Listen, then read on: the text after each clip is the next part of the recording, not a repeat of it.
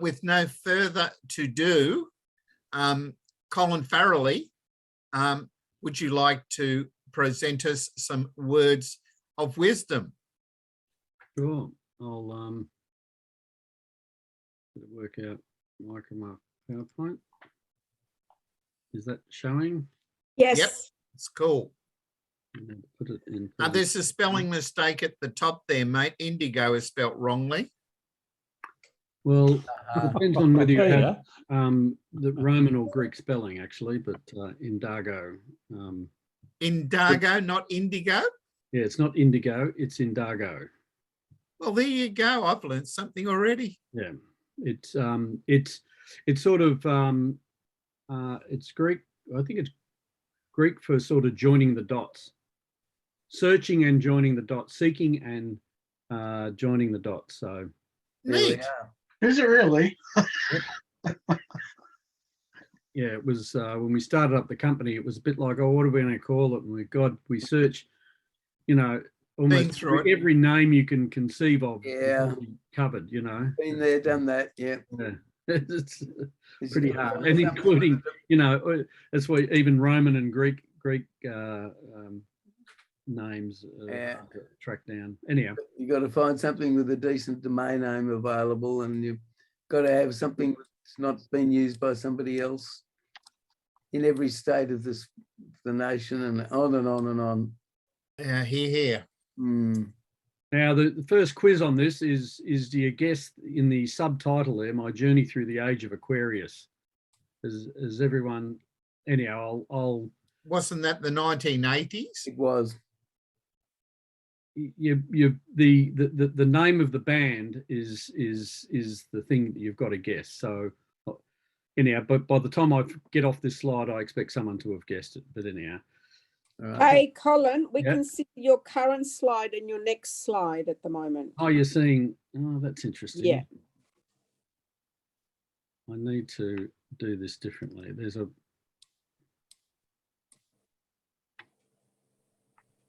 Hang on. Put it so that it's on a slideshow, not as a. I think I've got to start the slideshow first. Yes, you do. Yeah. And then I've got to.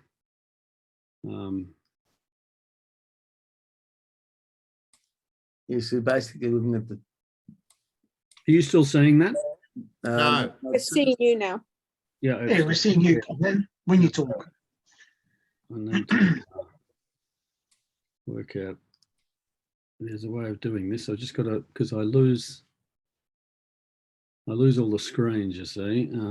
Yeah, you got to go into the slideshow settings and take the second one down from the top. I can't remember what it says now, but in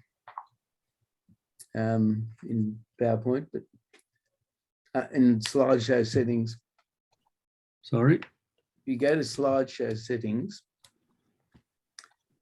I don't think he's using PowerPoint. He was using some.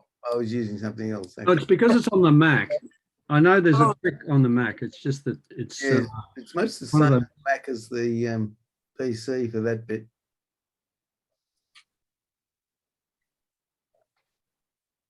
Don't worry about it. No.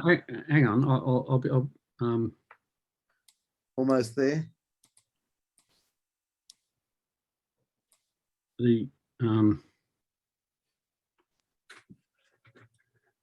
I need to move the Zoom screen. So. How many IT people does it take to start a slideshow? 10. And 20 public servants and 10 IT people. Is that together or separately? Yeah, 30. We haven't got enough people. No, we haven't. No, absolutely. That's why it's taking so long.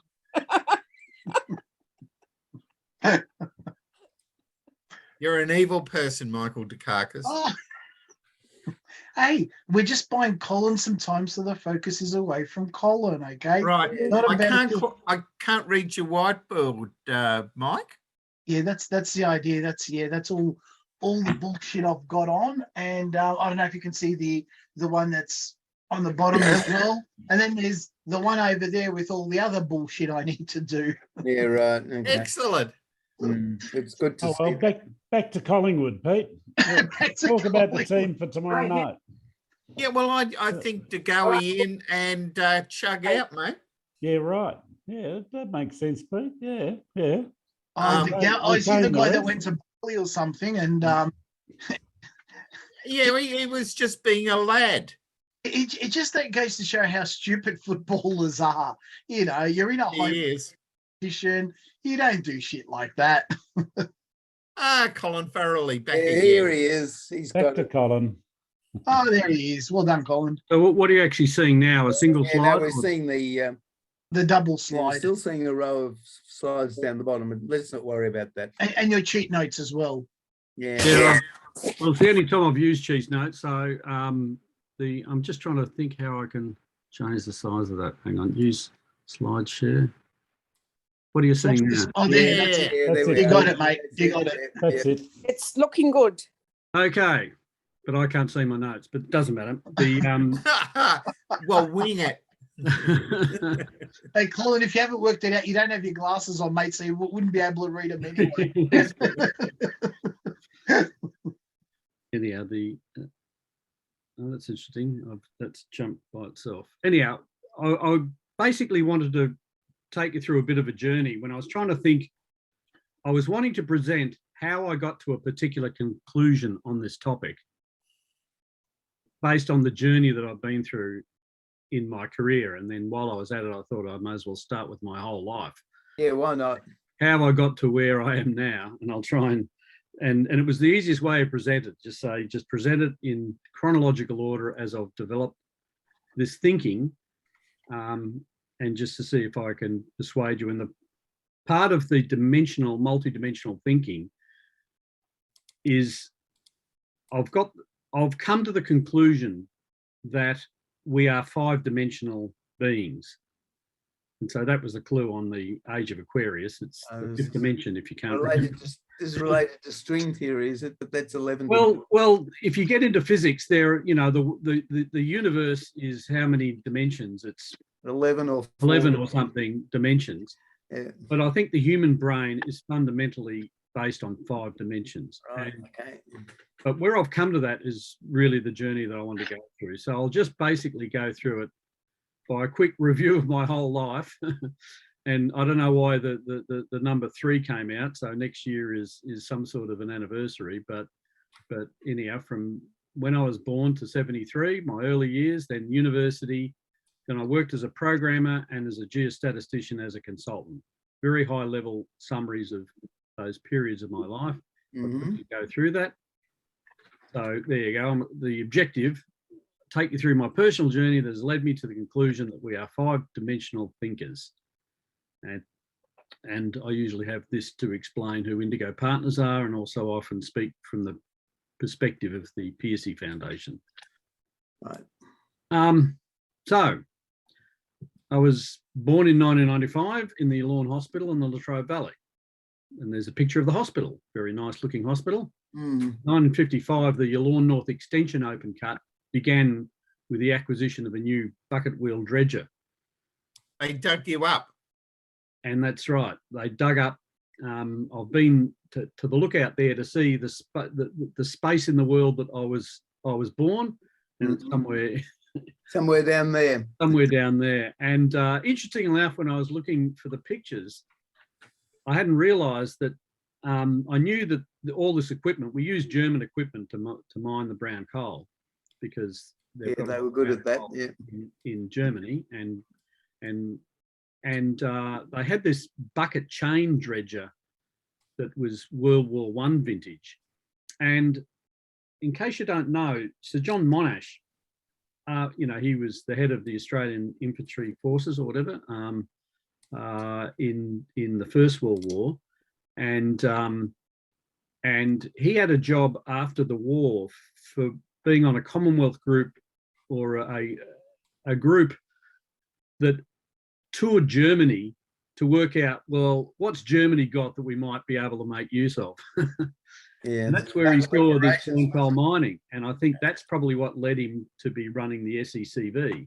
He must have come back and said, we need to get all this German technology and exploit these brown coal resources that we've got in Victoria. And so, and the main technology really that made it economic was these massive dredges, they call them, or just a dredge, but they're bucket wheel things, one on a chain, and now you've probably seen lots of pictures of those giant bucket wheel dredges. They're just absolutely enormous, and probably the most efficient mining of any sort in the world in terms of tons per hour. There's actually a picture of the old town of Yallourn overlaid on the Yallourn North Extension open cut. And I was looking up, while I was looking up this, I actually found references to my father had his house in Park Street. He was working as a teacher, and he was actually given the use of a house at the time. And I can't remember where the hospital is. The hospital is up this area somewhere. Anyhow, that's amazing. Yeah. So our family moved to Moe, then to Melbourne, first in Armidale, and then to the new suburb of East Bentley in 1960. Now, I was the fourth in a family of 5 children. And in 1966, I was picking out photos. I thought, in fact, the only photos I could find that had most of us in it is we went on a trip to New South Wales, staying in a house swap arrangement in Parramatta. My father was a teacher, and he swapped with another teacher. We lived in their house in Parramatta, and they came and lived in our house in East Bentley for a summer. I caught a few lizards on that trip, but alas, saw no snakes. At the time, I was intent on becoming a herpetologist. Right.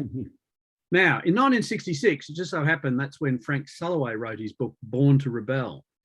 And he set out to explain the question that Charles Darwin pondered in a letter to his son. I've been speculating last night, what makes a man a discoverer of undiscovered things?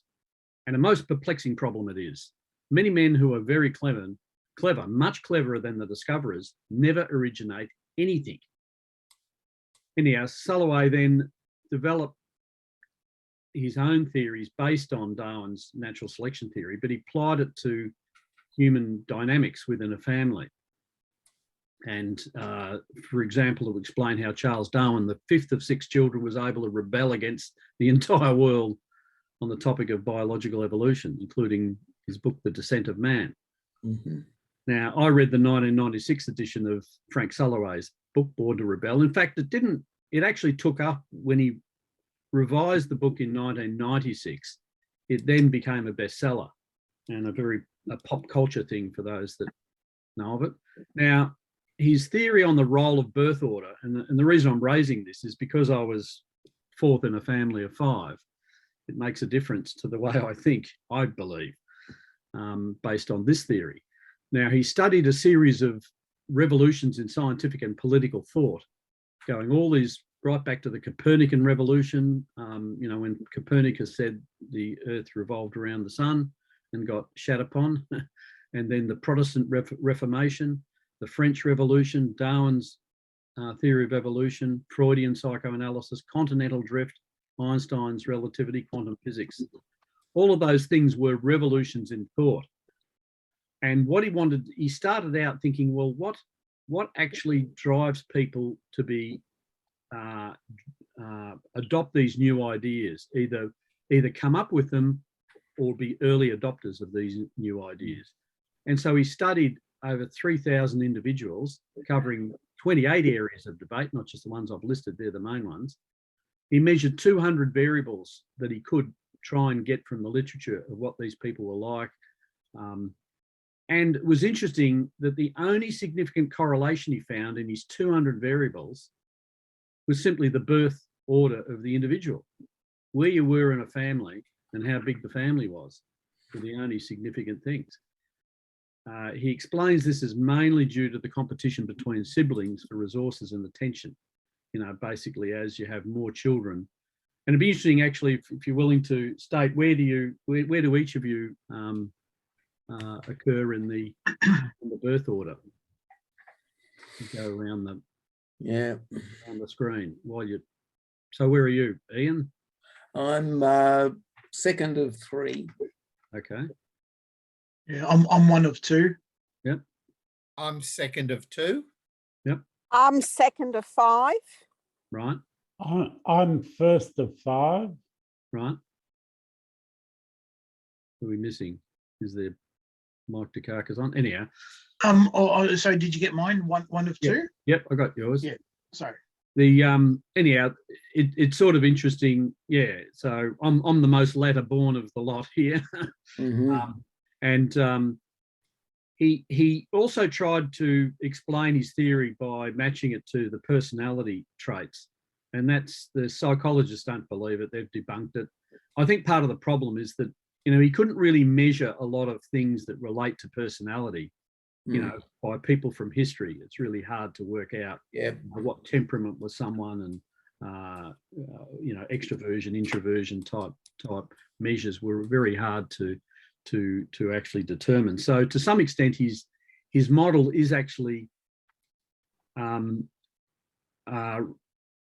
deficient in the sense that it's only based on the data he was able to collect, historical data. So of all the variables that you could collect from historical information, birth order was the most important. I think you could say that. Mhm. And there's a lot of scatter in it, so you can't really use it to say an individual, just because you're high in the, you know, in your own family or low in your own family, you're going to be one or the other. And that's illustrated by this probability map, where he's got the firstborns versus the latterborns, and the scatter around them. And he's got lots of different subgroups, etc., labelled there, but you can see the overlap and scatter that you know, you really, you know, it's really just a predictor on average. Yeah. As a lot of these things are. Mm. Colin, did you say before that the fourthborn were the ones who discovered all of that list of 10 or 12 major discoveries? Is that what you? No, the latterborns. Well, it was the latterborns. What he really came up with is the people that were more readily adopting some new thing. Yep. Tended to be laterborns, and his theory of it is that it's almost like how the family works as a what's the word for it?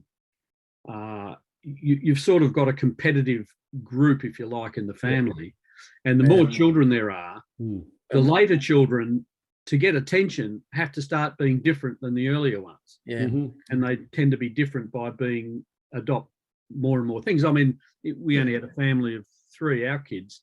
I mean, it's a simple example. My third child, Stephen, back to football, they were in the Auskick class. By the way, it was the Collingwood part of Camberwell Austick team. You could tell by most of the football jumpers on the kids for Auskick were Collingwood jumpers. So we're interestingly enough, but anyhow, he didn't like Auskick. He decided he'd do soccer instead, and we've often thought, yeah, he's only doing soccer because his brother was doing footy. He wasn't different. And so that's part of the reason. But there was a remarkable, and he goes through lots and lots of examples. And you get a few funny things happening, like the French Revolution. I mean, the people that really initiated the French Revolution were the latterborns. But the firstborns took it over, right? and because a lot of firstborns tend to be much more better organised, much more classic ISTJ people, if you want to go back to our Myers-Briggs type stuff. More conservative in the sense that, do the party line, but once the party line becomes something new, like the revolution, then you can jump on board. So it really, so that might be the early adopters versus the later adopters. Yeah. And Colin, it's also an interesting point. We can't necessarily exclude or ignore the parents, because look, you've got 3 children yourself. I don't have any kids, so I can't necessarily testify to this, but you as a first-time parent would have probably treated your firstborn Yes. differently to your second and third, because it was just purely from the point of view that it was your first time, you weren't sure, you hadn't been down that path before. So that probably also impacts as well on the latter borns. I'm not trying to defend the firstborn position. No, that's true. And sometimes you get a big gap. Like there was a gap in our family. We were all fairly close until my little sister was 5 years after me. Once you get a 5-year gap, it creates so many differences. Like she was treated as the baby of the family. Yeah. And just on that particular point, we used to always be telling her, God, you get away with murder, Ruth, because when I was your age, weren't allowed to do anything, weren't allowed to watch. I mean, my father had a rule of you can only, you'd have to make a special dispensation not to be watching Channel 2 on TV. Yeah. I quite agree with that. I've got a sister that's 15 years younger than me, brother that's 10 years younger than me. Right. And my sister's 18 years younger than my older brother. Right. That is well scattered. Well, yeah. Well, that means you're not going to get this effect of the competition between the siblings, because No, in actual fact, my sister and I got 8-9 years, depending upon what part of year you're looking at. And I was 18, and she was 9, and my parents couldn't make it to parent teacher night. So guess what I was doing at shortly after school? I'd go and fill in for mum and dad as on parent teacher night, and I'd go and pick her up from school. So it was a very different dynamic. And you're right, Colin. There wasn't competitiveness there because there was just a significant age difference between us. Yeah. And in fact, if you go to the that picture, so there's me, there's our family, my mother, eldest, 2 older brothers, an older sister, there's me, and then a little sister. So even when we're doing this camping, unpacking, well, it's the older brothers that are helping doing unpacking. What was I doing? I was out looking for lizards, snakes, and loving it, right? Yeah, because the others, they were doing the chores, right? So it's again, that affects how people do it. And the only thinking, and I think it's an important point about the personality trait stuff, that they've now realised that personality traits don't really relate to birth order very much. But anybody hear me? Yeah. Yeah. Yes. Welcome, Michael. Well done, Michael. you got it working at last. Yeah, all sorts of trouble. Yeah. I'm having a bit of trouble too. My speed test tells me I've got plenty of bandwidth, but Zoom is telling me that I've got a flaky internet connection, which I just don't believe because it's not. Anyway, keep going. Hang on, I'm just being interrupted. Yeah, I can't. I'm giving the talk. Anyhow,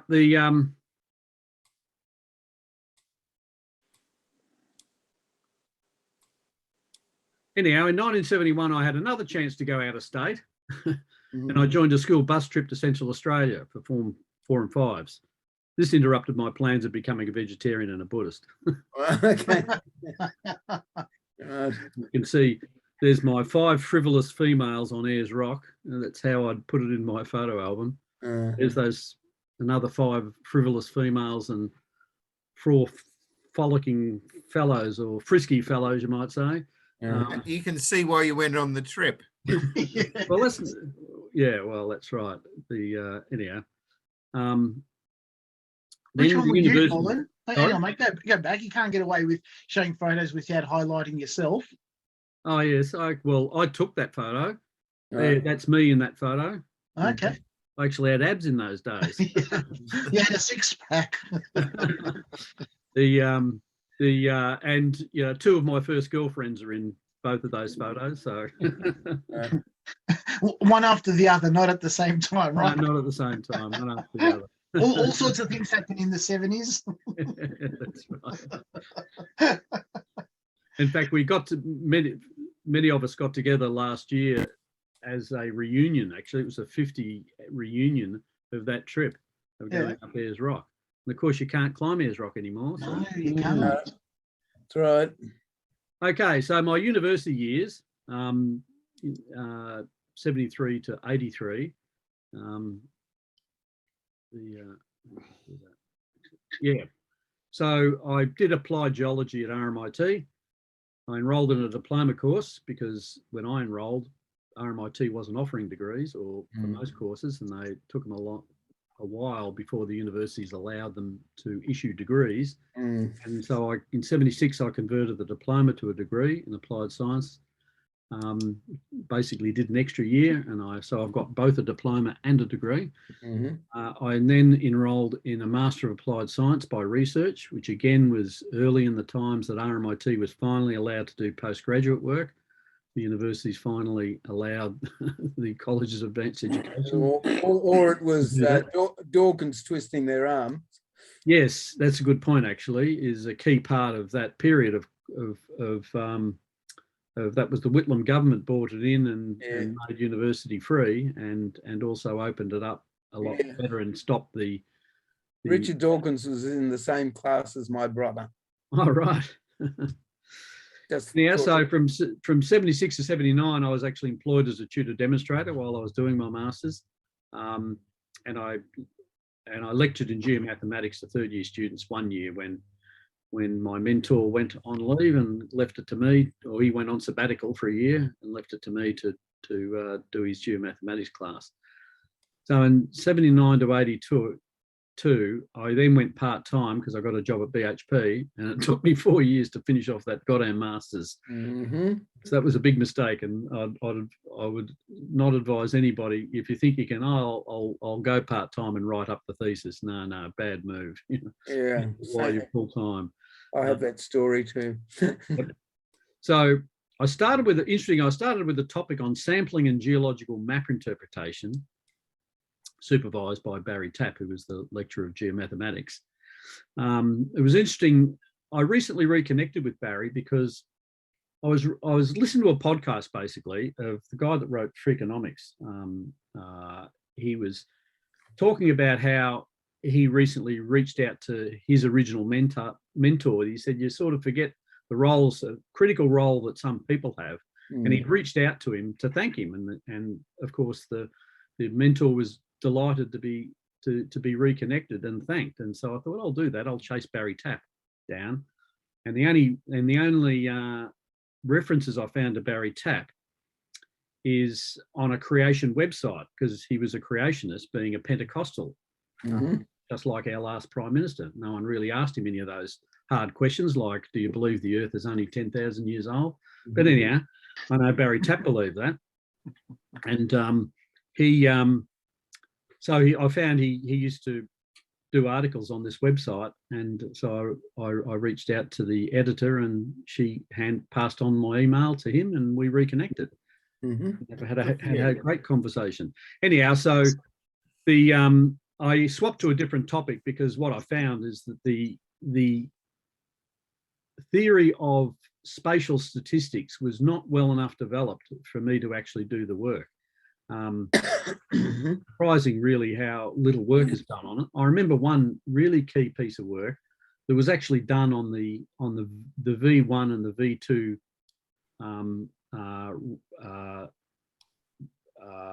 what do you call it, the craters, or the locations that they came down in London during the Second World War. Someone had done a study on that to actually prove that it was pretty much a random scatter. You know, the best it could do is they're going to hit London somewhere, but could not direct the rockets, even though the V2 had better. The V1s just basically ran out of gas and then fell out of the sky. The V2s actually had some level of direction. You know, it was a proper rocket. You know, that's why that. Anyhow, the statistical theory of why was that a random pattern. You know, that was one of the things I always remembered. But I remember I'd already done a project. My third year fellowship project was on this topic, and I was going to continue on with that, and then found, I need to be a statistician or a mathematician actually to come up with a new mathematics required to handle it. So I then swapped to this topic on brown coal geology and the distribution of inorganics at Loy Yang, Victoria. And that was supervised by Stuart Sherwin at RMIT and Klaus Kloh of the SECV, State Electricity Commission of Victoria. And now geology is an observational science. And one of the big differences in doing a geology course is you go to things like excursions to actually see geology in the field. A few examples, that's the top left is Camel's Hump. You know where that is in Victoria. It's a trachyte volcanic remnant.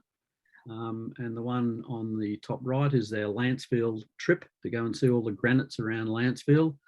The bottom left is actually me with a lot more hair than I have these days. Outside, I think the Rosebery mine in Tasmania. And then the bottom left is in actual fact the only picture I had of both Stuart Sherwin and Barry Tapp on an excursion at Wilson's Promontory. So they were my two mentors that had a big impact on me. Barry, interesting, when I reconnected with him, he told me, you'd be interested in this, Ian. You know, he ran the course in geophysics and geomathematics. And the arguments he said he used to have on a regular basis with the academic committee over why was the geology department doing, you know, geomaths and physics. It should be done by the mathematics or the physics department. Yeah.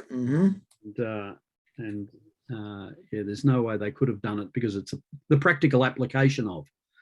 Yes, it's typical academic. Yes, arguments over turf. Yeah. Turf wars, yes, exactly. Yeah, completely counterproductive. Yep. Anyhow, so my thesis was on brown coal geology at Loy Yang. It was really an analysis of these minor elements, the inorganics. You know, coal is mostly organic material. Yeah. Within it is these inorganic compounds that can be analysed. So there are 128 boreholes in the proposed Loy Yang open cut, and they were the constituents: iron, titanium, calcium, potassium, chlorine, sulfur, silicon, aluminium, magnesium, and sodium, and moisture percent were the 11 constituents I was working with. I got got it all on a 9-track tape, and all in a single ASCII file with, yeah, anyhow, you'll see it in a minute. In fact, I'll jump to that. You remember those, doing that sort of a layout for data cards? These are things that people don't have to worry about these days, but this updated format of where everything is, what sort of record you had, whether it was the collar record of the drill hole comments, the strata record, the moisture and ash analyses that were done separately to the ultimates, that these are the organic compounds that are estimated, and then the inorganics. And I was mainly interested, of course, in the inorganics. And there's where the Loy Yang field is relative to, it's just south of Traralgon. So you got Morwell, there's the Morwell open cut just south of the town of Morwell, and there's the Yallourn open cut, and that's where they went to this extension up here over the town, and then they moved Yallourn to the new town of Yallourn. And interestingly enough, Morwell, you know, I mean, you think, at least when they did Loy Yang, they thought, well, there's no way we're going to have it close to a town, you know. Even Morwell is, the Morwell open cut is too close. They needed Loy Yang because they couldn't really expand the Morwell open cut mine. There's still plenty of coal there. Anyhow, certainly the Loy Yang was the best of them with the thickest seams, and of course has been a mainstay of our power generation since then. Anyhow, the sort of work I did on it was univariate statistics, bivariate stats, trend analysis, and factor analysis. Won't go to them in a great deal of detail other than show a few pictures of, well, there's an example of a borehole showing the stratigraphy. It's sort of interesting just to see the size of these seams. Often they used to tell me when they'd get Germans coming to visit Victoria, they would just be gobsmacked at the size of, you know, these are hundreds of meters thick. You know, there's the 300 meters depth, most of it coal.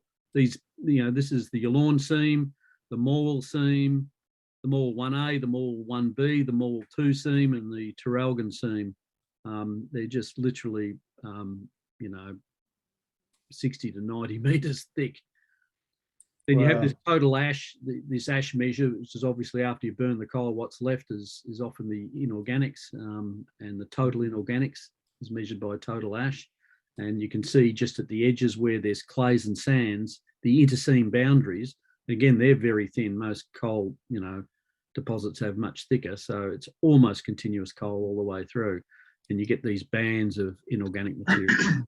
That was important for me in cleaning up the data, as I needed to separate what I call clean coal from inferior coal that was near that boundary, because I expected that to have, I wanted to get a good look at what the inorganics in the clean coal was. And then you can see the trend in some elements. There's calcium, magnesium, and sodium showing quite different profiles through it.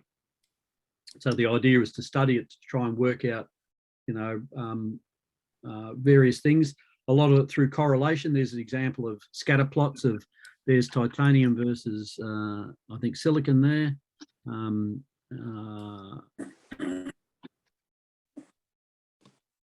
Where's that one?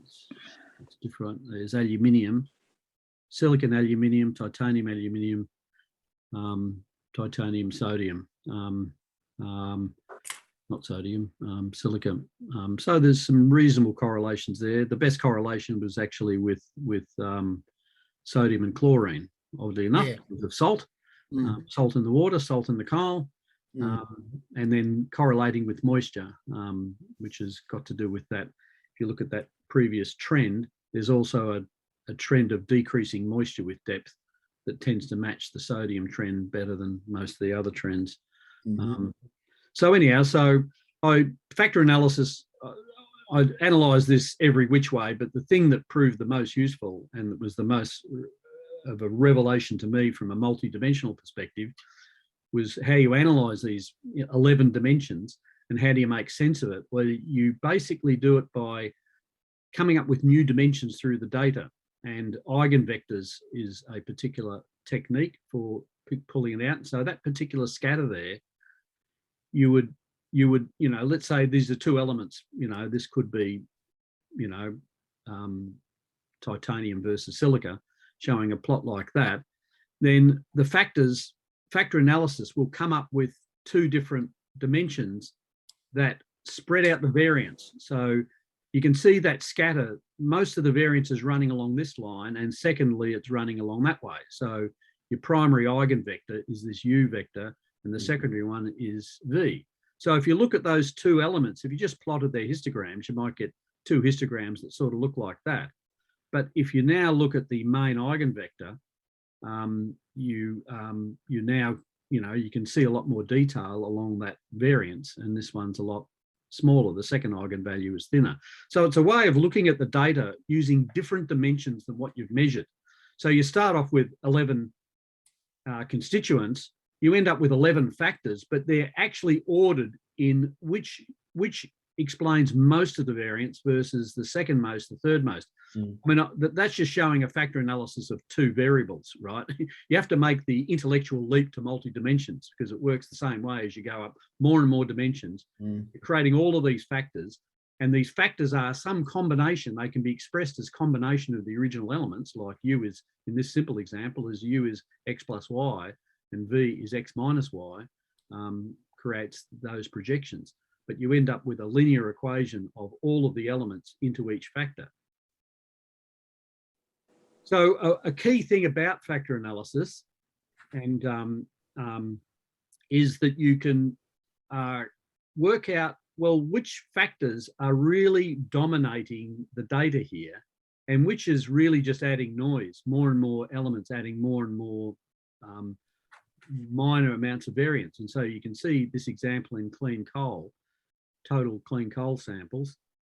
There's really only 3 factors, and you drop down to this level where they're just, everyone adds a little bit more information, but not significant. So you could say, well, it's really 3 factors I should be studying here, 3 different factors affecting this data mostly. For the inferior coal, it was looking like maybe there was a fourth factor. So I went to a four model for that data to see if I could see something different, which I ended up in fact seeing different. Another way of looking at the factors, another thing in factor analysis is you can then rotate the dimensions. You're creating this new multi-dimensional space that can be rotated in any angle, any way. And instead of just explaining maximum variance, if you now want to start rotating those factors towards clusters of the original constituents, and here's an example of the unrotated factor loadings, and then rotated. And you can see there are three things here. So that strong sodium chlorine correlation that had moisture related to it is forming a cluster that when you rotate the axes, they then can get close to that axis. And this one here, that you've got a cluster of mainly magnesium and calcium, but also potassium and iron, somewhat forming a cluster. When you rotate them, they end up more or less being mostly factor 1. And then this factor 2 is where these other ones, which were titanium, silica, aluminium, were forming a cluster there. You rotate the axes and then you can more easily, clearly explain it. So there were really three dominant factors, a little bit complex in factor 1, but pretty much straightforward in factors 2 and 3. And I think the interpretation of that was also fairly straightforward, is that factor 1 was really the organics that come from the original plant matter. So I call that the allochthonous. The term for in situ, originating in place, is the geologic term for that is autochthonous, rather, autochthonous. And this one here was the allochthonous factor, which is originating from outside. So these elements were basically the sand and the silt that periodically flooded into the swamp. If you imagine a coal swamp as it's developing, every now and again you get a flood event that doesn't really, if it's a major, if you have a major seafloor change so that the coal swamp turns into a beach, that's when you get the interseam boundary. But if it's just a coal swamp, and as we've shown in that for Loy Yang, it was mostly a coal swamp for the whole of Trove Valley for many millions of years, and it's forming mostly coal. But every now and again, material would wash in and it'd be basically sands and clays, and hence titanium, silica, aluminium is mainly based up with that. So that's what that factor is, versus the elements that came from the plant matter, versus sodium chloride. And that was probably, I mean, that was nothing new. You know, it was, you look up the literature, yeah, you got allochthonous material and autochthonous material, blah, blah, blah. But what was this sodium chloride one? That was something different again. I mean, that's, and the interpretation of that is that it was really the effect of groundwater that's bringing the salt from the bottom up. And you sort of see that, you see that in farming lands where salt rises to the surface in effect.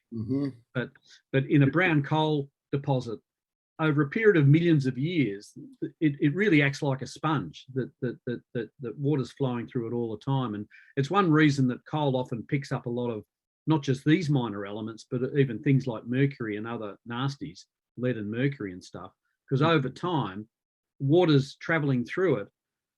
And then the coal material, you know, often accretes these inorganic elements as it goes. I didn't have those really minor elements analysed in this, but for the ones I had, you can pick it out. So to me, that was really learning a lot about multi-dimensional thinking. And I think doing geology, you know, you'd study things like mineralogy and crystallography, where you really have to start thinking in 3 dimensions. Structural geology, you've got to think in 3 dimensions. It really is, as a science, dimensional thinking is fundamental to it. So because I was interested in geomathematics and geostatistics, I found this is a fascinating way of looking at those dimensions, looking at the dimensions of data, not just the physical dimensions of the structure or the crystallography, but actually the dimensions within the data itself. So I then decamped, applied for this job. I actually found in my files the original clipping of the job I went for, and there's a picture of my first pay slip from BHP, and So I had a programming career originally from 79 to 80. I was an analyst programmer for BHP, and I was doing seismic geophysics, reporting to Peter McClure. For those that know him, he was my first boss for a couple of years. I then Hey, were you based? Sorry, Colin. Were you based out at Mulgrave? There was a research facility for BHP, or did that come after? No, that was there, but I wasn't. Well, I don't know when Mulgrave was created, but I dealt with them in later years. But Oh, okay. no, I was in head office. I was in the original what we call the Black Stump, the corner of William. Is it William and? Yeah, that's right. Yeah. Yeah, and but I then decamped to minerals exploration. I actually applied for a job there and was accepted, but then my boss said, no, why don't you contract him from us instead of me? And I did that for a couple of years. I was seconded, and then I transferred. They decided, it really was a secondment. It wasn't. They were paying, contract rates for someone that they really was cheaper to hire full time. So I eventually transferred. And during that time, I really went from mainly programming for geochemical data into geostats consulting. And there, thanks to Morris, that was a great picture. All your pictures, I was looking at all of them. But I think, and that one's a pretty good one in the sense that, programming is actually also a lesson in multidimensional thinking. And that picture shows you've really got to figure out things from so many different angles. That it is. And I picked out this one of thinking, those that know the concept of single loop and double loop thinking. And the single loop thinking is you think about it and you act on the results. You think, do, act is the simple, but the double loop is, are you testing your assumptions after you're thinking? Are you really testing your assumptions? Because that might change your thinking based on what you see. But anyhow, if I then move to my geostats career, that's probably more relevant to this multidimensional thinking. So I continued to be geostats consulting. I was still doing programming work, but I was then becoming an in-house consultant, not only to minerals exploration, but I consulted to mine sites. I even did a course for the petroleum people on this statistics for geologists course I developed and because we wanted to train the geologists in using these methods and the geophysicists. And the major projects, I did this discriminant analysis for Broken Hill type exploration, Broken Hill type ore bodies that BHP decided to start looking for. And that, by the way, eventually led to the Cannington discovery. And another one for predicting iron ore quality from weather surface samples in the Pilbara. And another one was another couple of projects around multiple linear regression for predicting combustion behaviour of coal samples and also predicting yield of manganese processing in Groote Eylandt. Now, these days, a lot of people doing machine learning type stuff, they're doing the same as what I did. It's just a different analytical technique, basically. But a lot of the work would be the same. You're just using different programs, basically, to do the actual work. But otherwise, anyhow, so in 89, I then took a job with BHP Resources. It was a small group that was part of BHP Minerals that was based in Perth that did mostly ore reserve evaluation work. And they were outsourced to BHP, from BHP Minerals to BHP Engineering in 1991, but I was pretty much doing the same job throughout as a senior geostatistician and a senior resource evaluations geologist. In fact, I had 2 business cards because geostatistician at that time had a bad name in Perth in particular, but a lot in mining, because this new method of doing geostatistical ore reserve analysis was proving to be problematic in gold deposits in particular.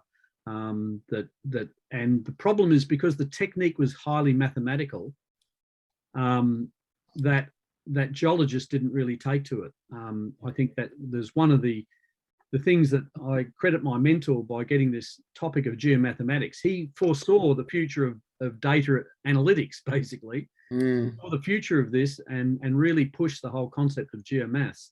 And the problem was that you had this French school of geostatistics. It should have been called geostatistics rather than just geomaths.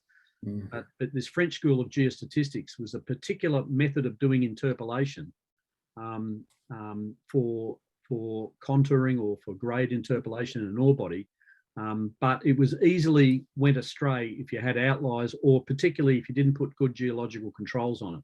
And it wasn't until geologists got, trained up enough geologists got trained up to do it, and then put the proper geological controls, that it solved that problem completely. But early on, and I see that is going to be a problem with these new methods of, I see this all the time now, people, you have these roles of data scientists and stuff, of someone coming in that really is in effect a statistician, applying into an area that they don't really understand. You're going to have the same sort of problem happen. You need the people that are specialists in the data and the interpretation are the ones that need to be applying these techniques. So BHP Resources was outsourced from BHP Minerals, to engineering. And the major projects I worked on, Cannington again as a project. So I think I mentioned that to Vita once before. I worked at it in exploration a couple of times and also in development. Cannington, I've only ever seen Cannington as a cow paddock with some drill holes in it. Leonard Shelf, lead zinc, the Sangan iron ore mine, Mount Todd gold, various projects, but I was doing mostly ore reserve type work. Actually, I did take a leave of absence for almost 2 years, and I came across this letter. I forgot. This was a letter from my boss, Eric, telling me, basically, just in line to fill you in on what's been happening in exploration, the type of job you're likely to have when you return at the end of the year. With the formation of BHP gold mines, much of our work is on gold and other precious metals. He's talking about the problem of the verification of reserves and grade during advanced exploration and development. And at present, we have Coronation Hill, Macrae's Flat, Browns Creek, London Victorious, Far Fanning, there you go, Far Fanning, and Gympie. And then where it needs to be also projects cross departmental boundaries, exploration resources, gold production to a fair degree of diplomacy is required. I might say that our need is urgent. A further extension of lead would not be considered, but an early return would be an advantage. See you in the new year. Till then, just yes, I took off overseas and I almost didn't want to come back, but anyhow, I did. And then to look at another technique, I'd done factor analysis as part of my master's, but many of these jobs I was applying discriminant analysis. And the big difference, it's very similar that you're looking at things in multidimensional space, in eigenvector space, and you're coming up with a limited number of dimensions. You might start with many variables, like 40 variables. You want to bring it back, like in this case, to just 4 variables, might explain most of what's going on. And here's an example of 4 different things. If you already know a priori what those things are, and you've got data for them, well, you want to come up with what are the dimensions that best predict each of those clusters. And so there's an example of a discriminant analysis for these variables X, Y, and Z, and you're coming up with 4 different groups. And so you come up with 4 different discrimination axes that best describe it. And now if you look at the projection of each of those data points on each of the discriminant axes, here's the one that shows the red, here's the one that's showing the blue, here's one showing the green, here's one showing purple. And so it's really coming up with an equation that can then, you can use it predict. If you've now got a new data point, you want to know which group that does it most belong, you can then plot it on these 4 diagrams and see, well, which one is it closest to? Mm-hmm. The idea is to have a testing set or a training set you use to train the discriminant analysis to come up with the equation. And then you have a testing set to then test, where do they fall? Is it correctly assigning those things to it?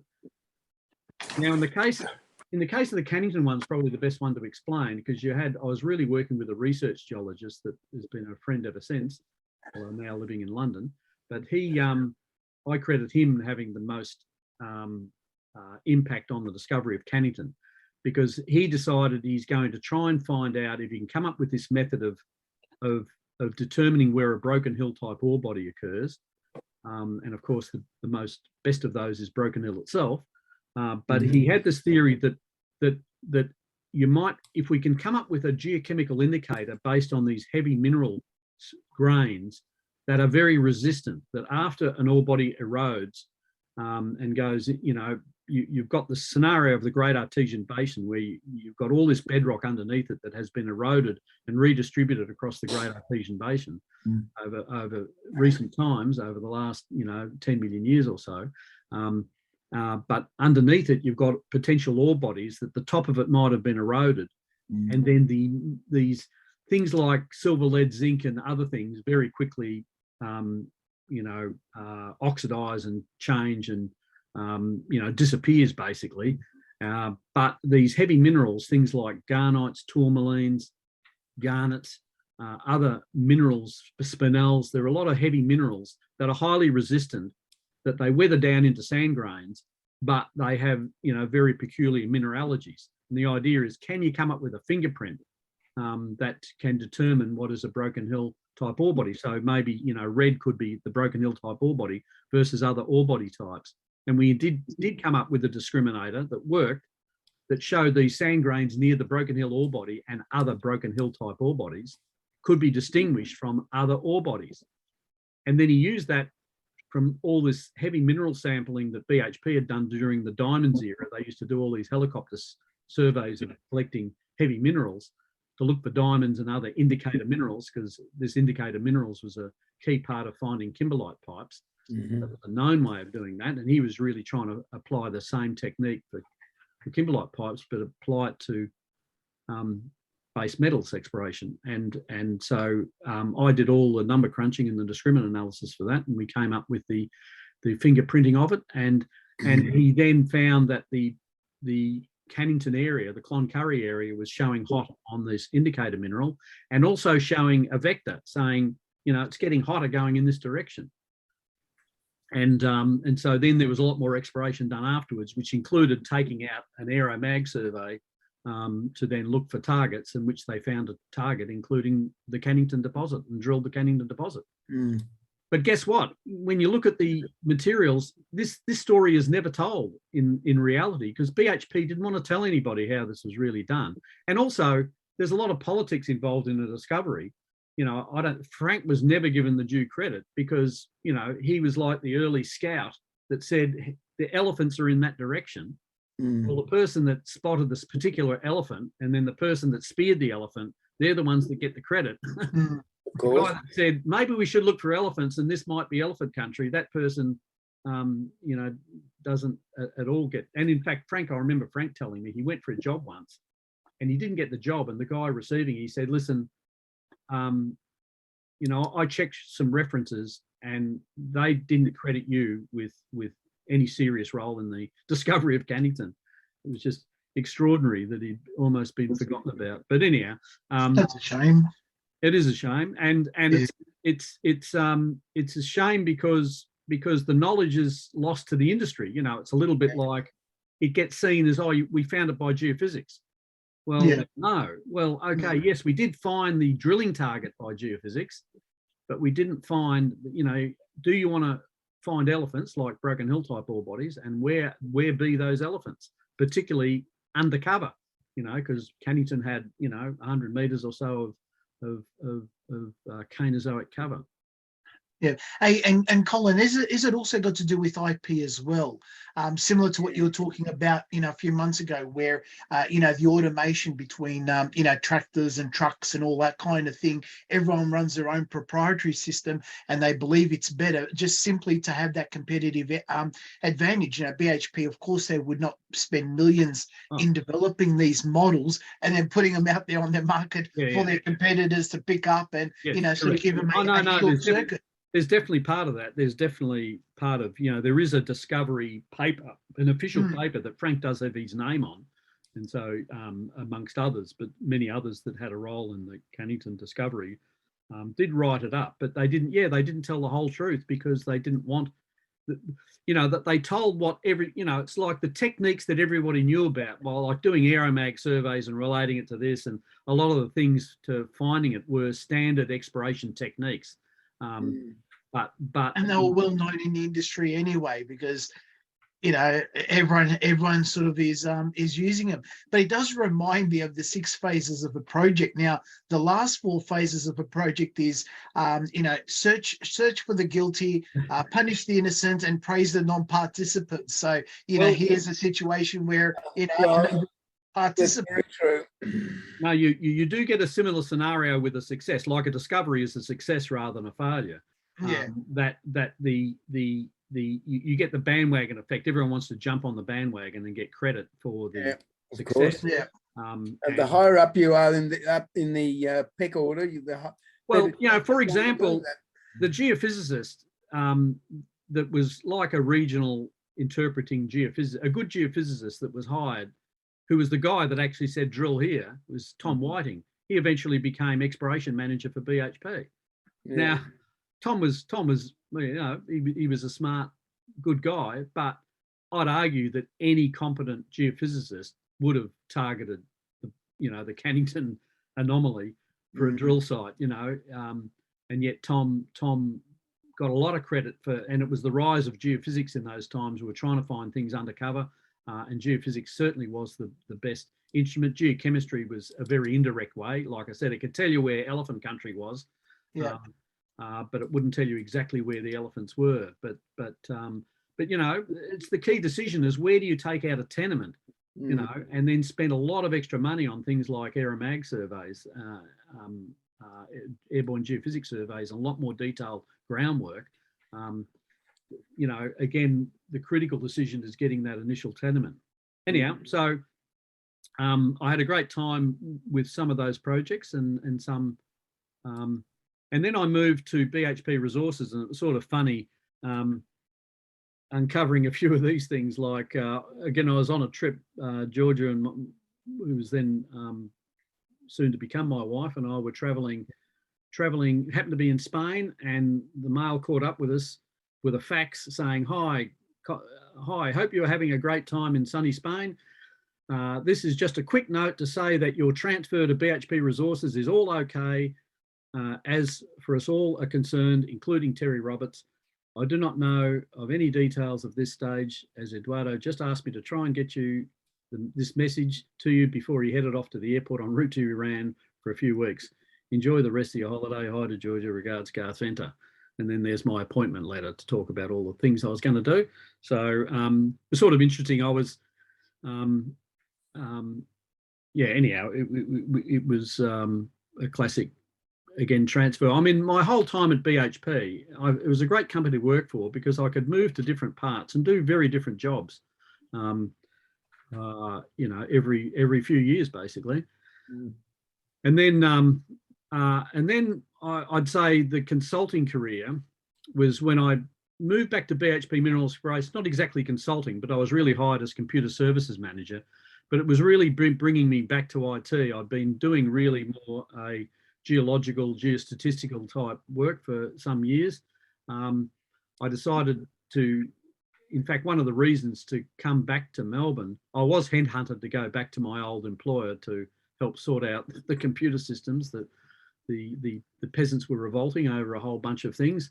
And I had to sort a few things out. And so I got headhunted, but I was happy to go back, mainly because I decided by this stage that a mining career was a limited career, that at some point I figured in my early to mid 50s, I'll go through a downturn and find myself out, you know, on the scrap heap looking for a job when everybody else is. Yes. I've seen a couple of cycles of this in mining and I didn't like it.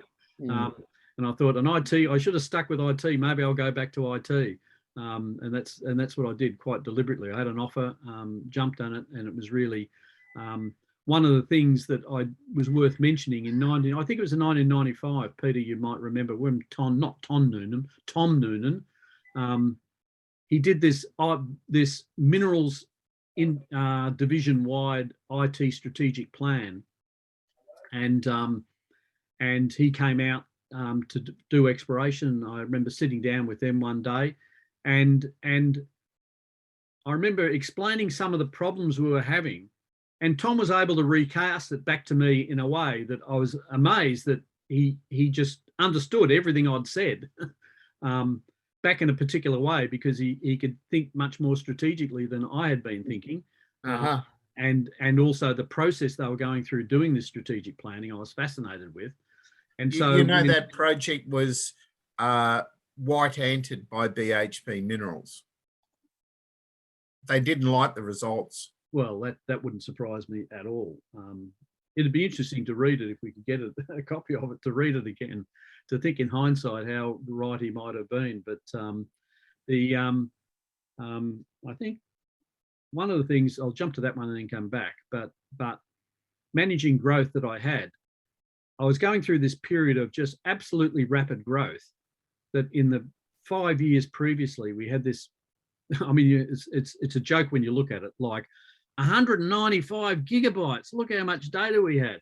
But that was a 12-time increase in disk capacity. Computer power had gone up 40 times. The number of users had doubled. I mean, look at the employees. They continually cut backs, right, in staffing employees, but the users are going up. So you can see everybody's becoming a user. So you've gone from a period that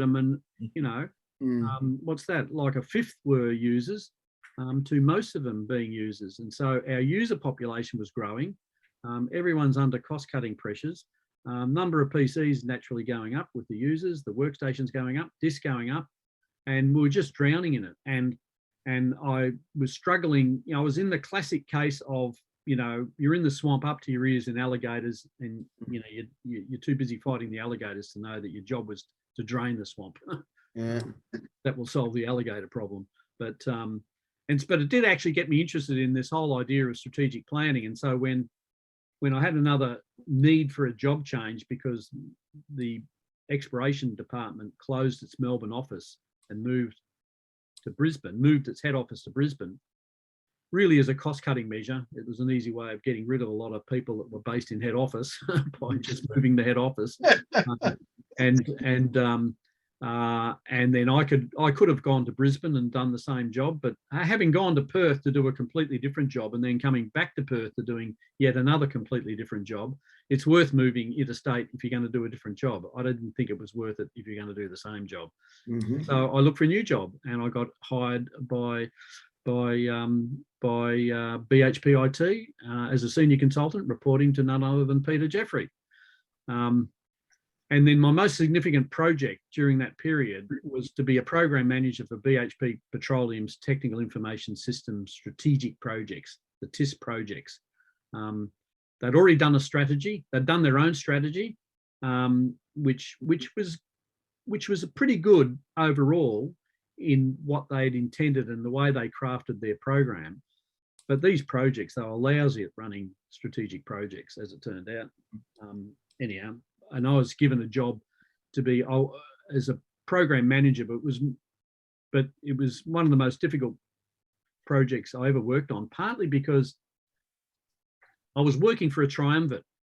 The project directors were the senior most petroleum engineer for the business, a senior exploration person, and Jerry Moffat, who was the Group IS manager for petroleum. And in those days, they had a very federated model. So Jerry Moffat, as Group IS manager, he had no employees other than me working on this project, and then later Tanya Jones.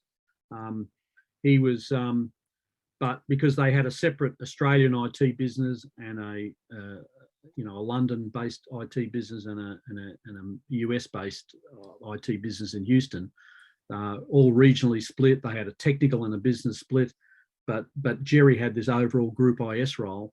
And he was the overall project director. And so he hired me to help him do that. But working with a triumvirate, decision-making triumvirate, is fundamentally dysfunctional, except I got really good at manipulating it. I mean, if you got three bosses, the trick is you go to one boss that you can get to go and convince one of the others.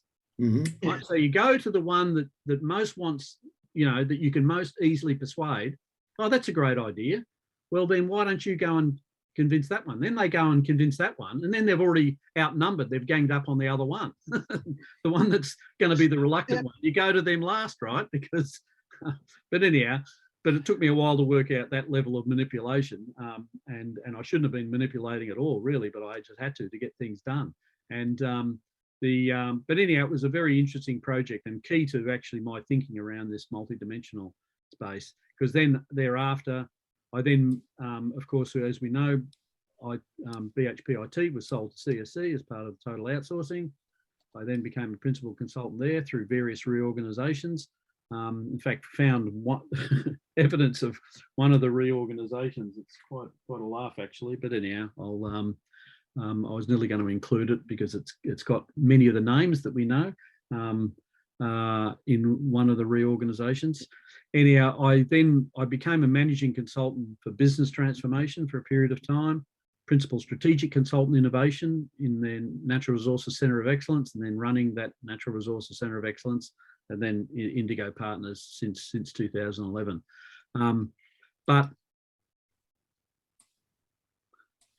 So I then were really pulling out some slides from a series of talks I did. So go through this period as a consultant. So early on, I had an opportunity to give this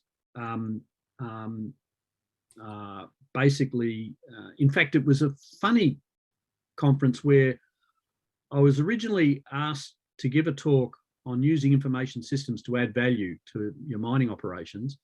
And then they had someone drop out in the first round and said, well, can you increase your talk, expand your talk? And I said, okay, I can. And I expanded it to include strategic planning and using information systems to add value.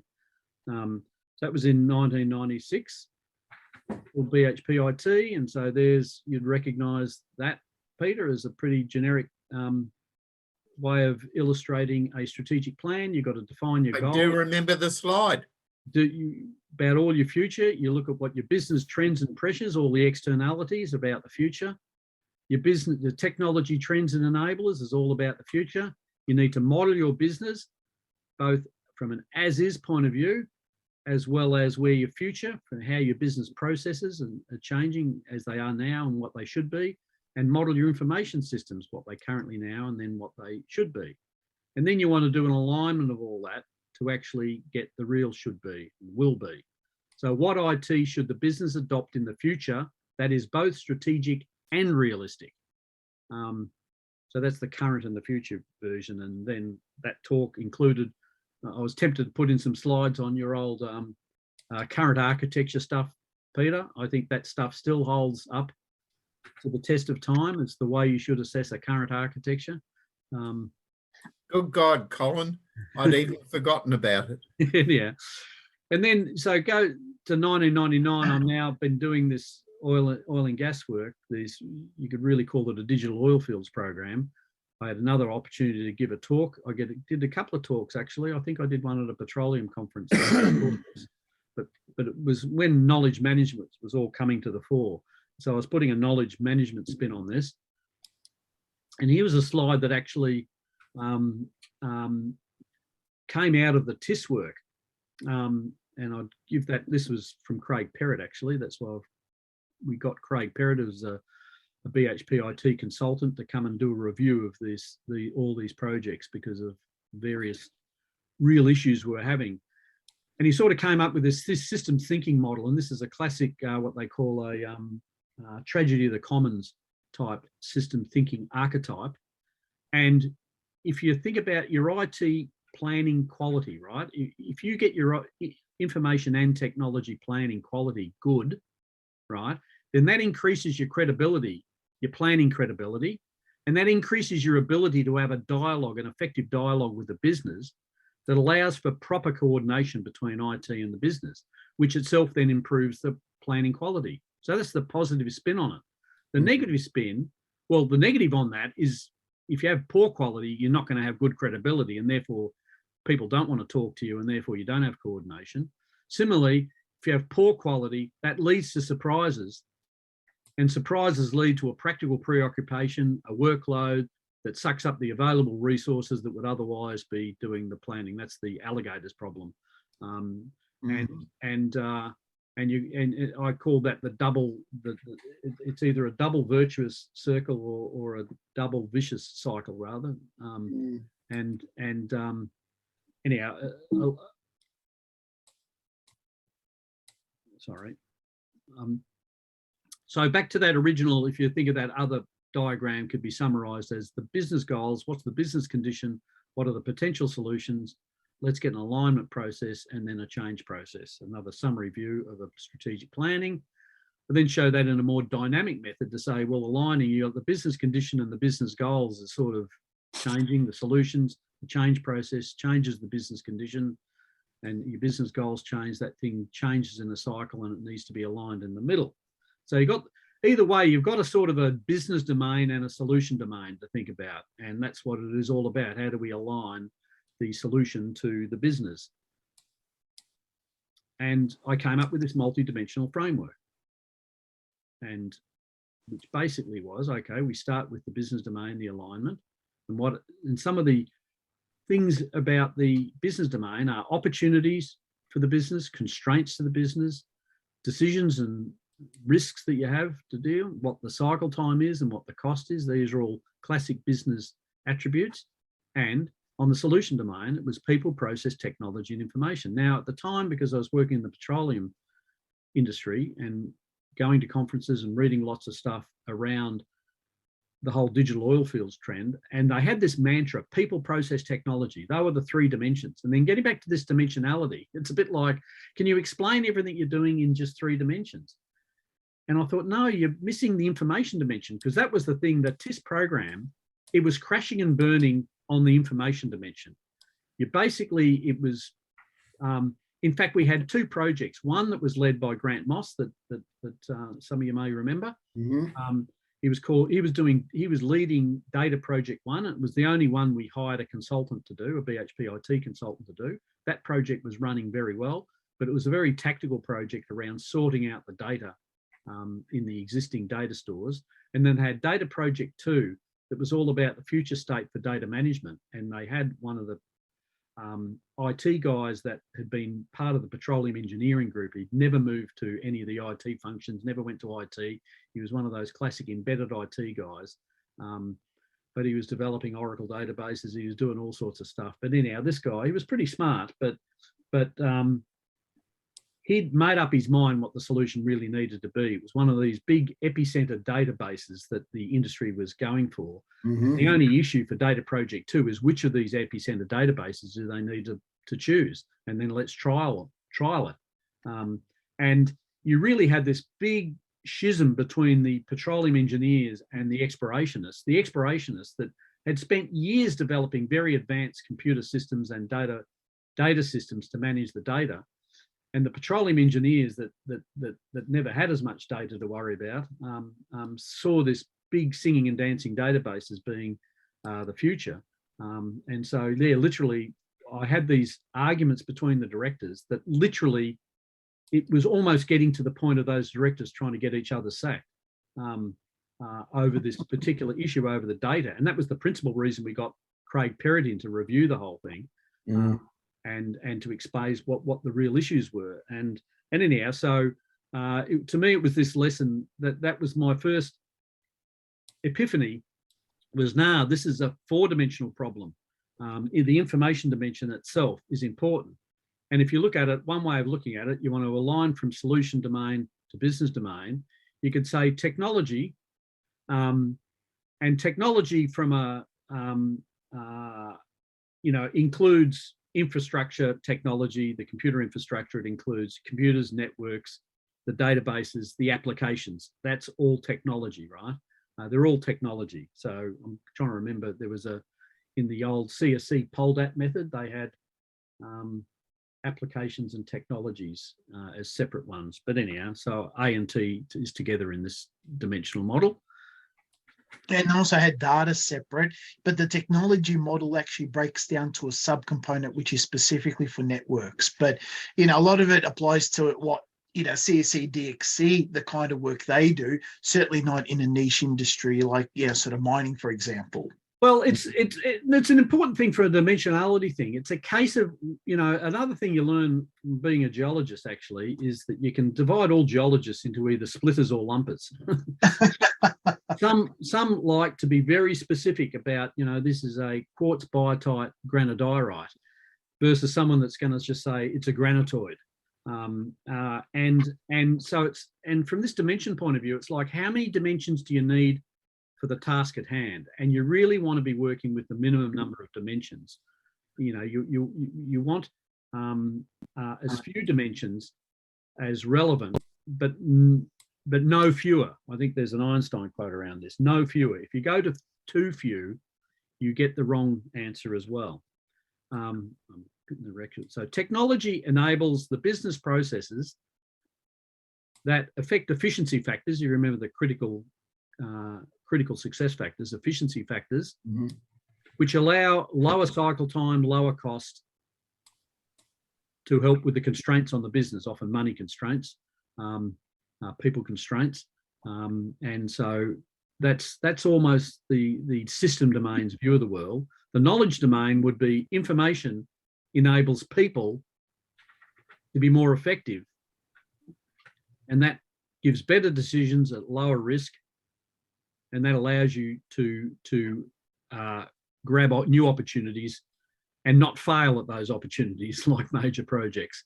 And so, but in actual fact, of course, they're all interrelated, you know, and so every efficiency requires those four things. Effectiveness requires those four things. But the whole thing was to say there's almost a left brain view versus a right brain view. And because of this, I was trying to make the whole point in the knowledge framework is all about getting information, the right information to the right people in the right time for them to make better decisions. Then keep going the wrong way.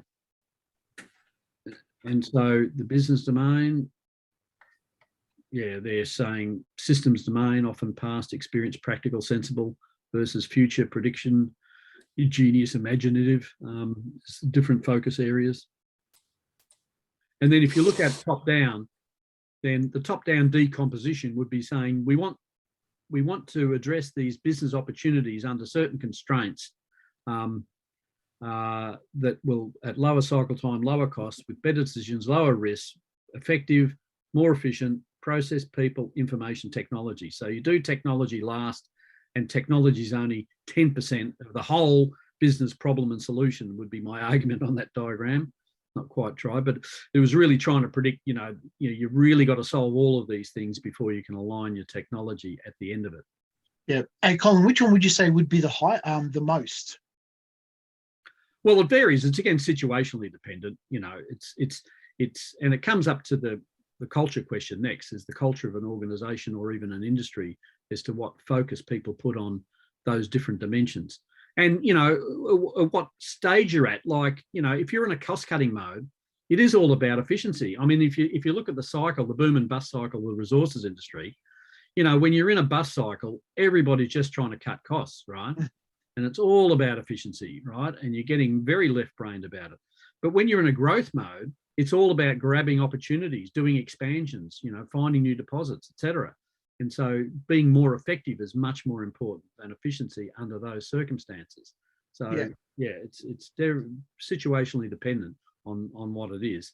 But part of the mantra here is in the planning, you know, you're trying to, it's the other one is then of course there's the old value proposition.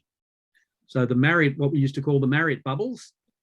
And so I was saying, well, if we can improve the technology and information then we can enable the people and process to achieve these things, which in business terms means such and such the value and to be measured by this. Okay. Right? And so what I was making an argument there on an 80-20 rule, you could actually say, which I think I say in the next slide as well, that if you actually say it's 80-20, so if you work top down to say, okay, out of all the things that we want to do up here, all the constraints in the business, what is the 20% of the things the business is trying to do that really matter? You know, the 80-20 rules basically says, roughly, the Pareto rule says that roughly 20% of the things you're trying to do have 80% of the value. Yeah. Right? Well, if you just start saying, okay, if we just focus on those things and nothing else, then what are the things that enable those things? And then say, well, let's just assume that's an 80-20 as well. So of all the things that we could be doing to enable those things, which is the 20% we should focus on, And then the information and technology that can actually enable those things could also apply an 80-20 rule. And if you actually do the maths on that, you actually get a 50-to-1 leverage. You know, you're basically changing 1% of the thing, the 100% of things you could be doing, you're changing 1% and actually achieving 80% of the value.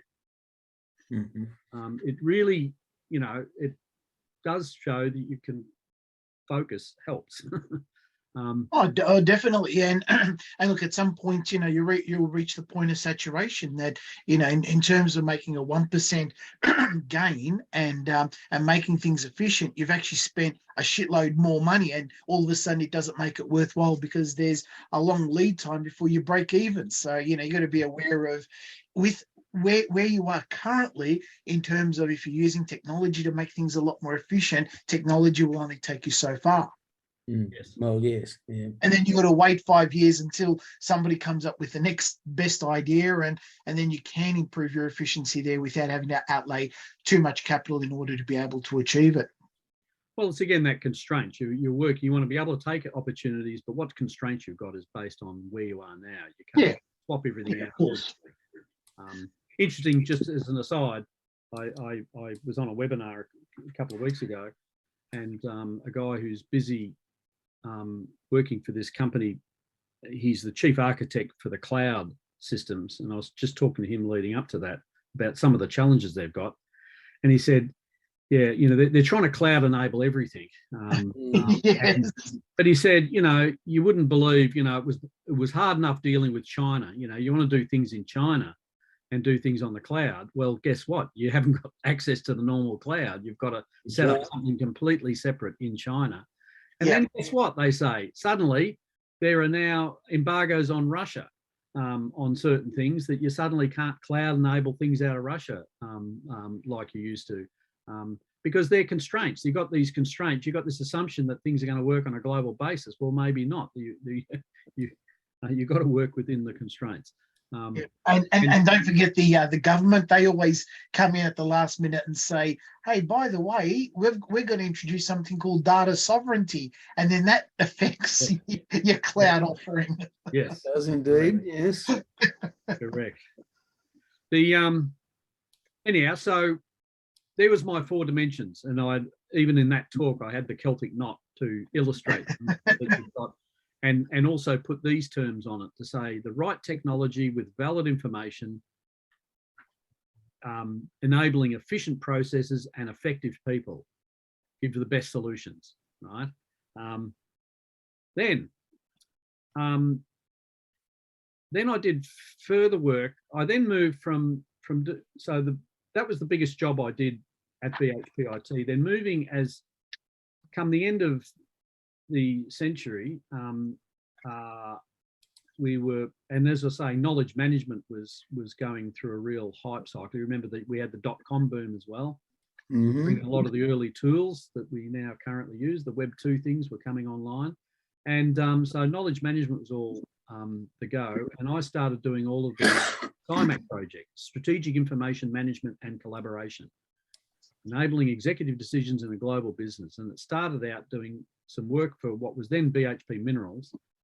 And we started this project, and then they did the BHP Billiton merger.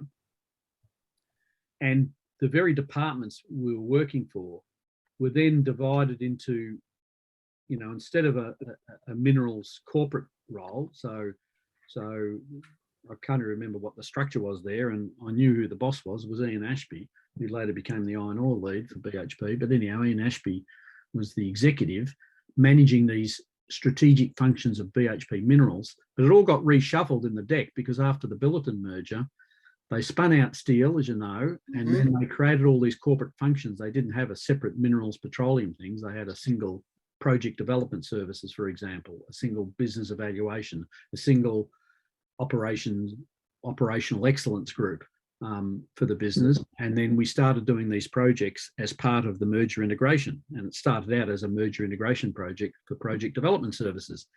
And then they allowed me to present this at a public conference. My clients, I couldn't get my actual clients to attend. They weren't going to go to the US to attend an IT conference, but Tanya Jones by this time had a very senior role in BHP Billiton's IT group. She was happily to represent the customer in this talk. And I must say, you'd know Tanya, Peter. I don't know if anyone else knows Tanya, but Yeah, I do. I came across Very her. well. Tanya was incredibly busy all the time. She's the busiest person I've ever known. She's always busy, running around doing so many different things. So she had very little role. She had corporate responsibility actually of this topic. So I went to her, but these were projects done for different BHP groups, different customers. And so she wasn't the IT person responsible for them, but yeah, corporately she was. So she never really had much time to really do much on this presentation. I wrote the whole thing, literally the whole thing. She made a few minor edits at the end of it, but I just can't believe what a speech she delivered. We designed the speech so that the first slides were talking about the business, and I was the business domain, and then I talked about the solution domain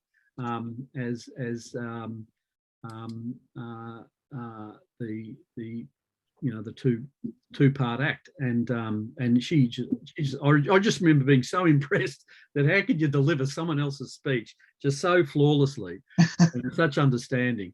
And she really did understand it. That's the point. She didn't need much to understand the topic really well. Anyhow, it was during the period of doing that work that it dawned on me that there's an extra dimension to this, and that's the enabling culture. So I still had those other 4 dimensions, and I've got dot points now to say, because it's another way of actually thinking of those dimensions. You can say, well, what do you want processes to be? Well, you want them business need driven, and you want them focused, you want them simple and flexible, you want them disciplined, widespread, repeatable, improving. They're attributes of a good, efficient process. Attributes of effective people: empowered, available, they've got the time to do what they need to do. They're innovative, connected to experts, supported in teams, communities, trained, capable, knowledgeable. They're all good attributes of people. Technology: you want it easily used, you want it reliable, globally accessible, fit for purpose, integrated, extendable, functional, lots of things. But the information needs to be timely, it needs to be visible, accessible, digestible, relevant, related, connected, accurate, complete, secure. So all of those things. And so but the cultural thing, what actually, and a bit like the question you had before, Mike, about what's most important, it's really the culture that determines how these things work in combination for a given company and industry. I know it mainly from the petroleum and the mining industries. And I can tell you, BHP Petroleum may as well be they now are a separate company, but they were so separate to BHP, even after the Billiton merger. They never really merged from a cultural aspect, and there's very little interplay of people that move between the mineral side and the petroleum side. They saw themselves as being in different industries. And their attitude to technology and information was very different. The petroleum industry has long ago relied on advanced technology. Go back to that 9-track tape. What were 9-track tapes invented for? They were actually for collecting seismic data in the field. That's why they invented 9-track tapes. They funded it. And so the petroleum industry has always been technologically aware, and they collect so much data and information, then they have a much bigger appreciation than that, whereas the mining industry, much less so, even though it's pretty much the same industry. One's going after gases and liquids and the other's going after solids. They're otherwise resources industries, and their value chain, so many things are similar. You've got geologists and geophysicists and engineers, and what they're like, it's all very similar, but different in detail, because the way these different dimensions interrelate. And also culture, different aspects of the culture. You want a collaborative culture, you want commitment to the mission, you want people to be disciplined about what they're doing, is what stitches those together. And the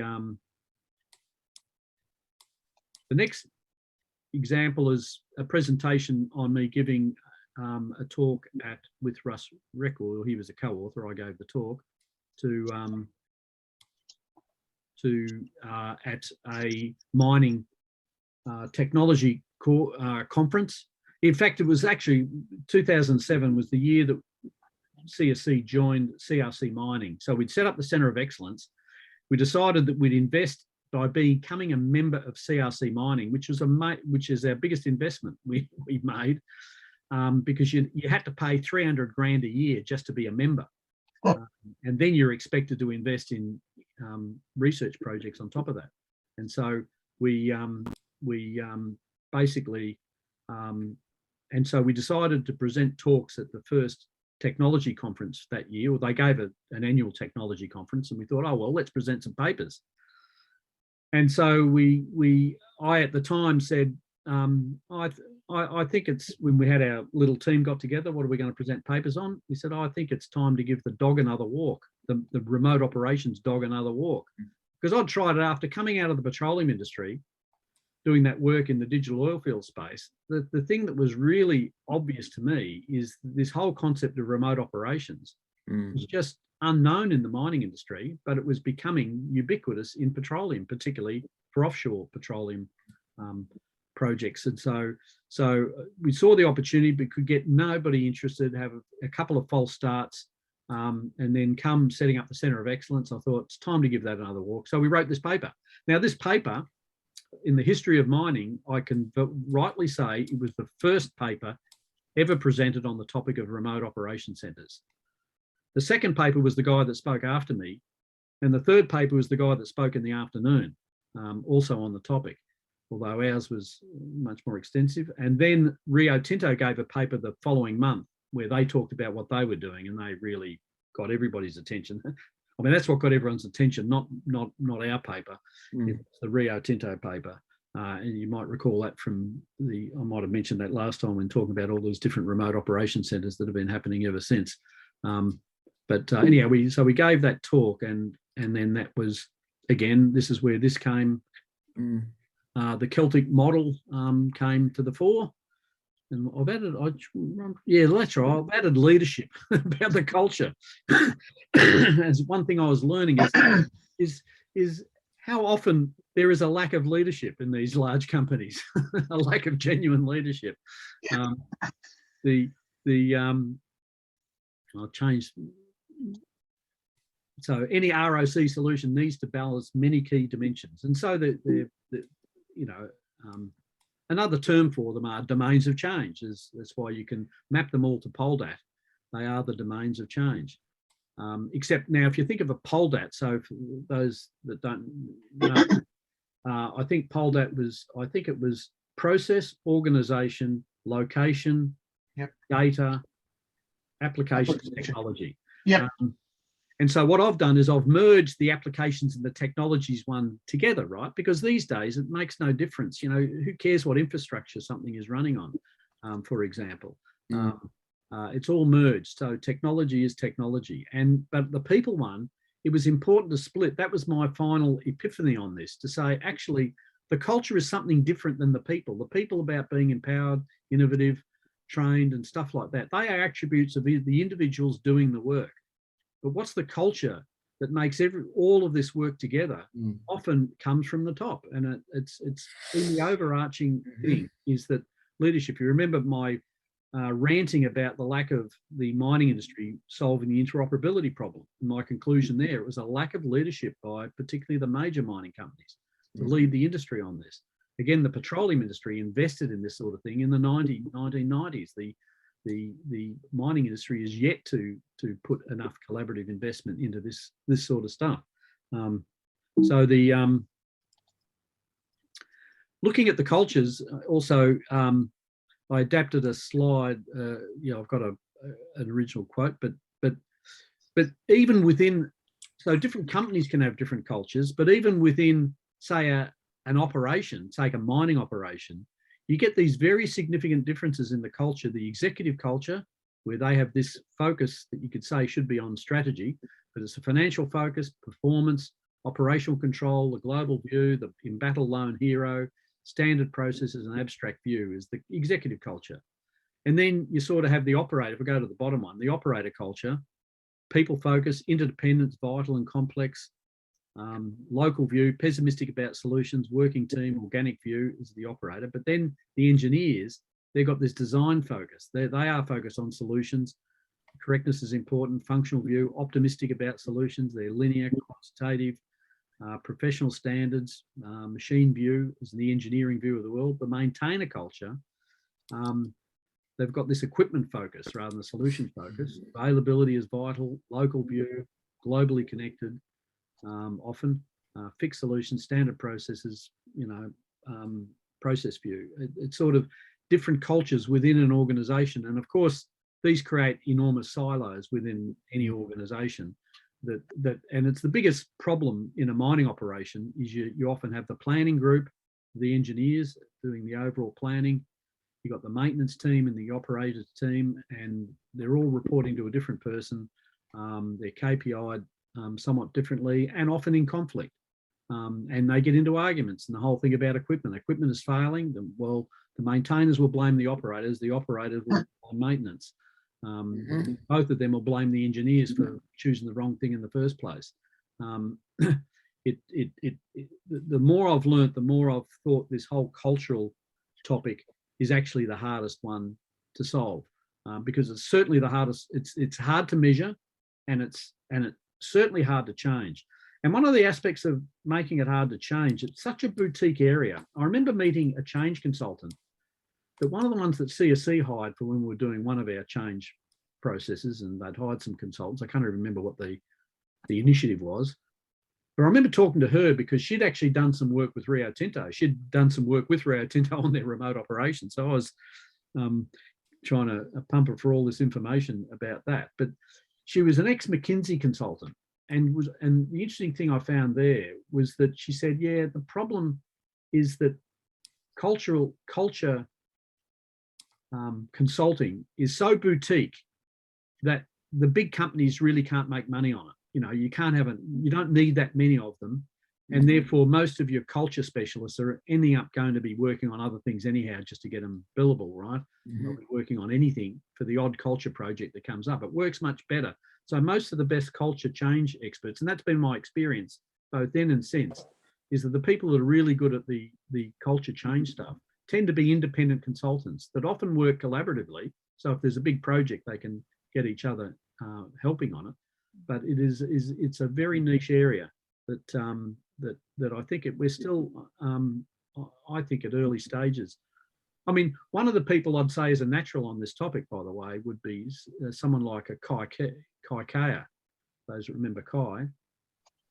He was a Danish guy that came out to CSC on the knowledge program, only to find that by the time he landed in Australia, the knowledge program had been defunded by CSC. And he was told that, sorry, we don't have a job for you anymore, Kai. And he said, well, hang on, let me explain something. I've sold my house. I've moved my family. I am here now. Why is this now my problem?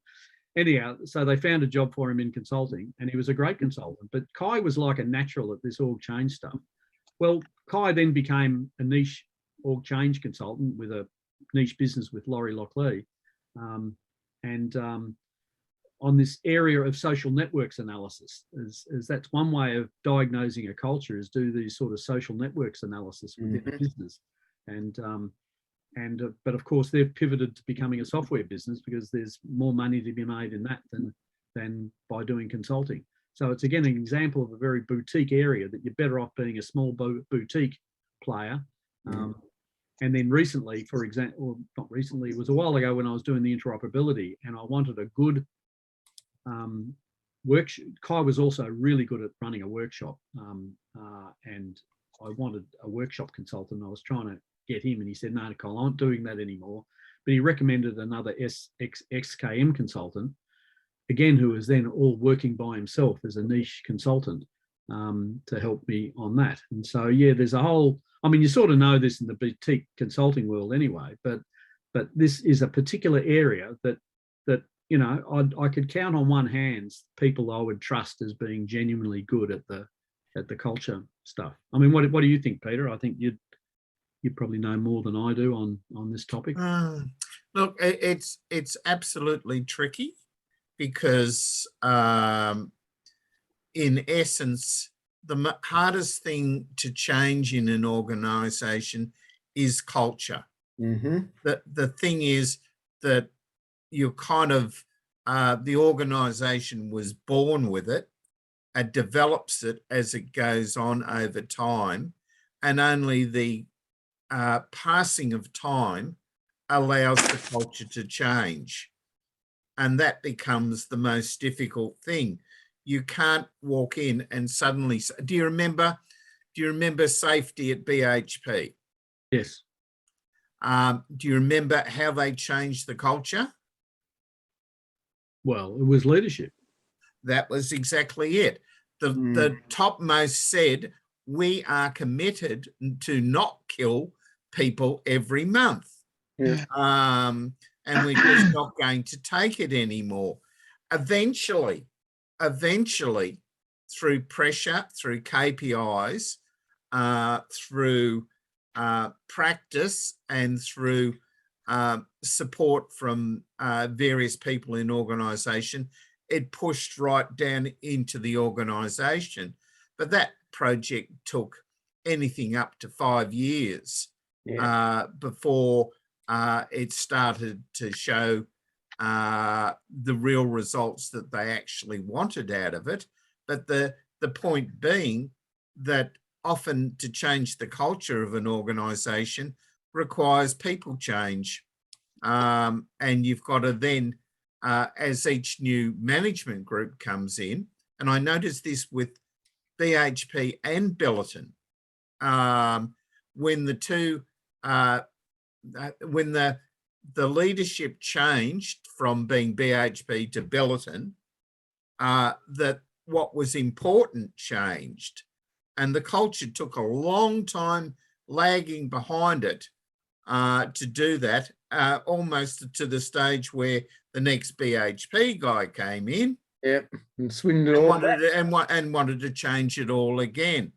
And what you ended up with, which was quite strange, was the organisation itself became quite confused about where it was. Was that where we were yesterday, or is this now where we need to be today? Are we going back to that old model? So the whole thing about creating culture change either requires that huge commitment at the top, or it requires the whole change of key people throughout the organisation. A very difficult thing to actually do. I mean, I've tried doing bits of it at times in my consulting work. I mean, it was the last one I tried was with the zoo, to try and get them to think about IT was a strategic part of their business. They go, oh no, our business is conservation. Oh no, our is training. Oh no, it's about plants. And I used to sit there going, no, it's about all those things, but you need to understand that those things work together. And it was like the silos that you met in BHP. Everybody had their own view of the world.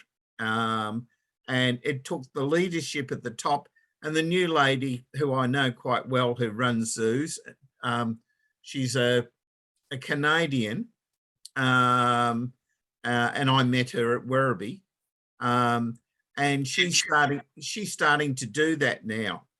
Do you remember during lockdown you could actually watch the animals in cages at various times? You might not have seen that, but kids did.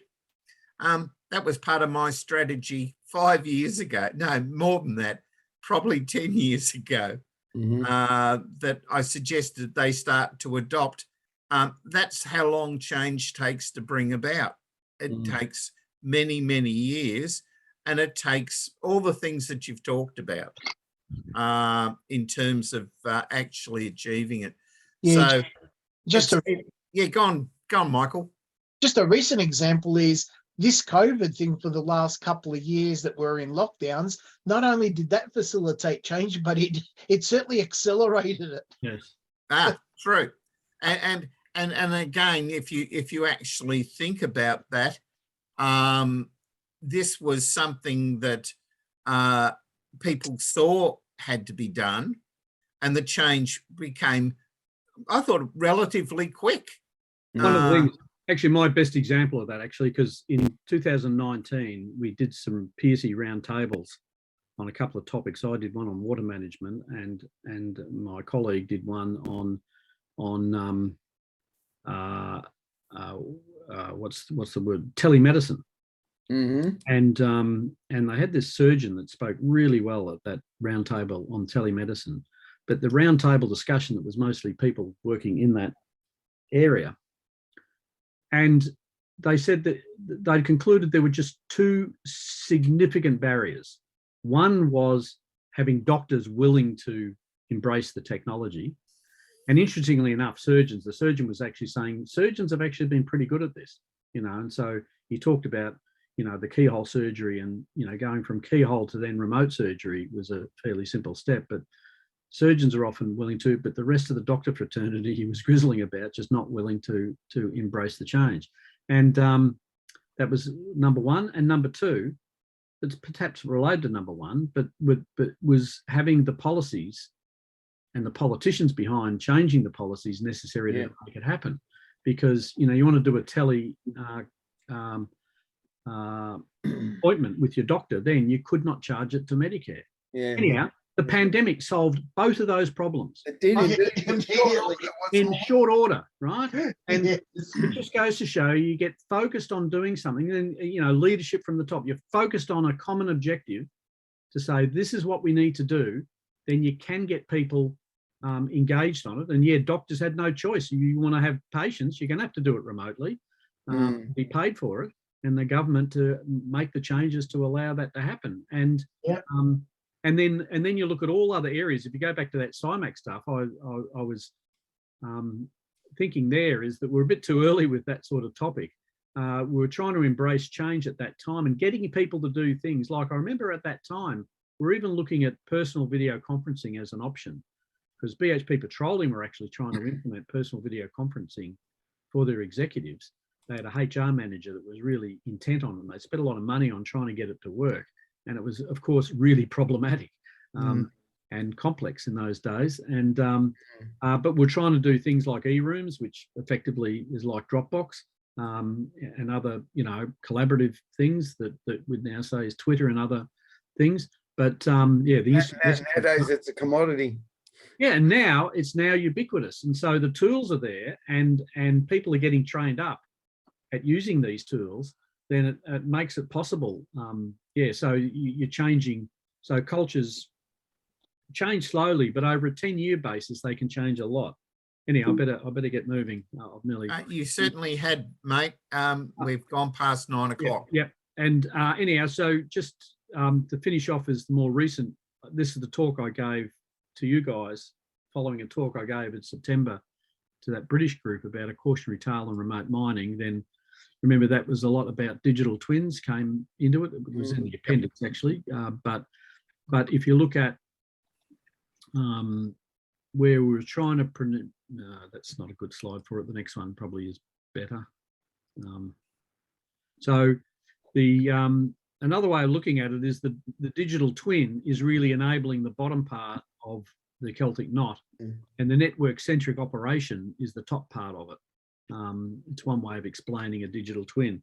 And interestingly enough, as a result of putting, and there's another version of that, can't remember if I've changed any of those key points, but they change once in a while. But this thing I gave a couple of weeks ago is there was a webinar and on a conversation between Tim Sowell and Colin Farrelly. Tim Sowell from Aviva Corporation was hosted by this company that owns this process technology magazine. Are data silos slowing your transformation? And so Tim recommended me to be the person he does a conversation with, and it was Tim's slides. And so there's two, he's the vice president of portfolio and strategy for Aviva.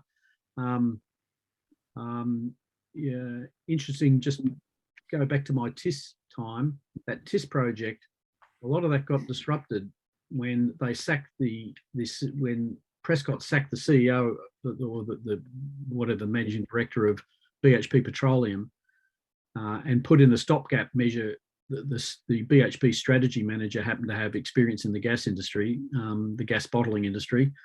So he was put in charge of petroleum, and then he became the permanent head of it, called Phil Aitken. Well, Phil Aitken is now the chairman of Aviva.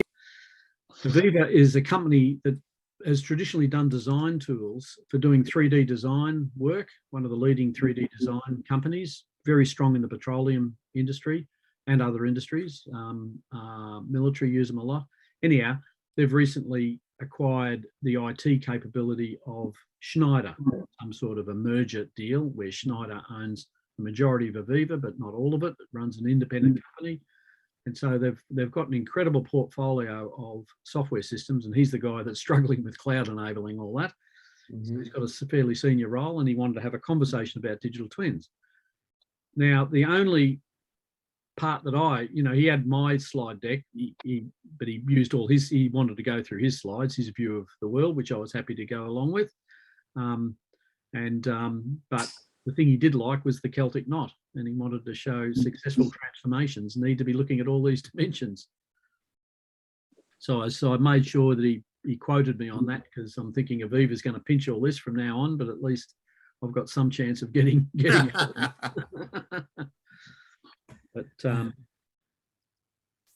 But anyhow, that's the last slide. But I've actually got a blog. The last blog article, I haven't been doing blogs lately, as you can see. 2017 was I think this is the last one I've done. But I got to beam my bonnet about maturity models, that we'd written a paper that we never published around maturity models. And the problem is how complex it is you think of these maturity models, levels 1 through to 5 maturity, and out of a particular version of that maturity model based on a resource asset, that at the bottom level of maturity, you're getting functional excellence, and then you get site-wide integration, and then asset partner collaboration, then extended value chain, then to the full network. This is the Chuck Purrier levels of maturity in the supply chain framework, and Chuck was going to be one of our co-authors on it. And then you say, well, what are the key things that, this is your strategy of the things that the company wants to do. It wants to improve all of these things, say, in a resource company, are often the areas of focus.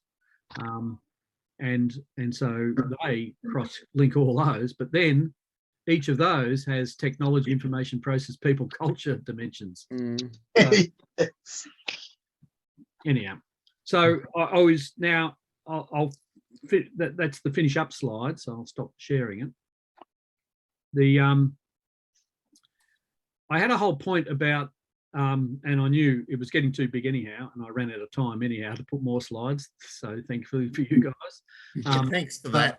But the whole point about the 5 dimensions, after having that 5-dimensional model to explain it all, and again, you saw what's led me to that. But I've got this multi-dimensional view of the world to say, what is the optimum number of dimensions, right? And I've come to, and I keep tripping over this rule of 5. Now, when you talked about Myers-Briggs in a previous talk, that's a 4-dimensional model with four dimensions. And I was saying, well, the psychology world has really adopted the 5-dimensional model of the 5, what do they call, characteristics. So psychologists really think there's 5 fundamental dimensions to somebody, the way somebody thinks. They are it overlaps. In fact, one way of explaining Myers-Briggs versus the 5-dimensional one is that this is what you do. If you pick 5 dimensions instead of 4 and you rotate it a bit, you'll get them different. So you can see most of the Myers-Briggs things map onto the 5-dimensional model, but in different ways. But you see what's missing. The major extra factor in the psychological 5-dimensional thing is what they call the neurotic dimension. That's badly worded because everyone thinks neurotic is a bad word, but really it's a bit like a risk averseness. There's a characteristic about some people are more risk averse than others. And risk takers, and therefore Myers-Briggs doesn't really factor that in very well, whereas the full 5-dimensional model does. And then if you actually think about the other logic of it, is that our brains are fundamentally, I now believe our brains are fundamentally dimensional because we've evolved our neocortex, particularly in the audio visual dimension, the visual dimension in particular. And in the visual, we are always working in 5 dimensions. It's the 3 spatial dimensions, you know, up, down, north, south, east, west, 3 spatial dimensions. Time, we see things as they change in time. Linear. And color, we're looking at color. That's the 5th dimension. Yep. So we can think in 5 dimensions when we're looking at stuff. Then you pick the 5 senses. We sense the world. We've got 5 senses, right? And then if you drill down on some of those, so in vision, you drill down on vision, you've got five dimensions of vision. I haven't drilled down on them all, but that'll be my treatise, is when I'm thinking, okay, you drill down. I think taste has 5 dimensions. Yeah, it does. Yeah. It does. There's one that I can't pronounce it. It's like Yanami or something like that. Yeah, But you've got umami, yeah. yeah. So, Oh, there we go. my I'm not crazy. My thesis on this is that I think our brains have evolved to be able to think in 5 dimensions, right? And if you have too many, it's going to be too discombobulating, right? Too few, you can go with fewer dimensions if the problem demands it. Yes, fewer is fine. Simpler. Yeah. Simpler is good, but if you make it too simple, you screw it up, like that Myers-Briggs versus the psychological traits. Well, you make assumptions behind it, and if those assumptions prove to be false, then the whole thing is gone, you know, or you can only use a certain amount of elements. You're really restricting what it can be if you don't consider them all. Yeah, I mean, and in fact, when I did that original work, factor analysis for the Loy-Yang coal stuff, when I looked at the inferior coal versus the clean coal, the inferior coal that had what looked like an extra factor, which I looked at, and the thing that seemed to be different, that is explainable, that's not in the clean coal, what wasn't being explained properly, is that sulfur and iron played a bit differently, particularly in the inferior coal parts. But it all has to do with the formation of a mineral called marcasite. Now, marcasite has got exactly the same, it's an iron sulfide, the same chemical composition as pyrite. The difference is pyrite, it's a different crystallographic form. But the physical characteristics is that marcasite, it's actually prettier than pyrite, but it combusts, it self-combusts in the presence of oxygen. And so that's why you get these coal fires starting up. It will self-combust. It's because, and it's often in the vugs. So if you get a fossil log, for example, and that log has a hollow in it, then marcasite will actually form in the inside hollow. And so I think there was this marcasite factor that it wasn't really being sampled properly and very well covered. But it was like that extra dimension. It's like, well, I'm trying to explain the inorganics. I could explain most of the variance of what was going on, but the bit that I was missing was this marcasite one, because there's another dimension that I wasn't properly covering. And so there's always that point about how many dimensions do you need is, you know, can be less. And all I'm saying is that we have brains that can handle 5 at once, right? That's what we're good at. And so if you create more than that, you're going to have trouble. Cole, that makes all perfect sense. And thank you for the tour of your life. It's very entertaining. The only thing, Colin, you didn't cover was what the next 30, 40 years are going to be. I was actually counting up the girlfriends. I think I'm at number 5 now, so I think I better stick with the one. Yeah. I think you better not own up to any further ones. Well, it's again the dimensions. You got to pick the dimension was one that I had for at least a year, right? So I think it's actually unwise to even let that out. No, this is between these worlds. It can get very expensive. All right, people, I'm going to wrap it up now because we have gone past time.